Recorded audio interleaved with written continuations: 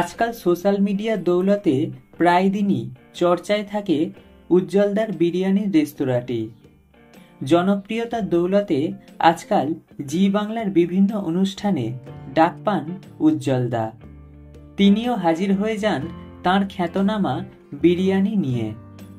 সম্প্রতি জি বাংলা সোনার সংসার অ্যাওয়ার্ড অনুষ্ঠানে ডাক পেয়েছিলেন উজ্জ্বলদা। তিনিও খুশি মনে নিজের বিরিয়ানির পসরা সাজিয়ে হাজির হয়েছিলেন। আর এবার উজ্জ্বলদার এই বিরিয়ানির রিভিউ দিলেন সদ্য বিবাহিতা টেলি দম্পতি শ্বেতা রুবেল। উজ্জ্বলদার সামনেই তাঁর বিরিয়ানি নিয়ে মতামত জানালেন তাঁরা। অভিনেত্রী শ্বেতা ভট্টাচার্য বলেন, অনেক জায়গায় বিরিয়ানি খেয়েছি, চিকেন বিরিয়ানির এত টেস্ট ভাবা যায় না। সাধারণত বিরিয়ানি হাত দিয়ে খেতে হয়। রুবেলকে দেখিয়ে শ্বেতা বলে, যেমন ও খাচ্ছে, তবে আমি কিন্তু বিরিয়ানি চামচ দিয়েই খাচ্ছি।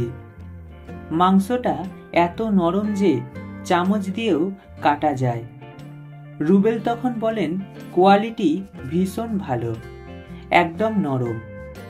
আমি এজন্য উজ্জ্বলদাকে ধন্যবাদ জানাতে চাইব, কারণ অনেকদিন পর এমন বিরিয়ানি খেলাম।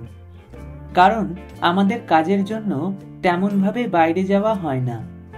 আজ এই সোনার সংসারের দৌলতে এই উজ্জ্বলদার বিরিয়ানি খেতে পাচ্ছি, এটা আমার কাছে বড় পাওয়া।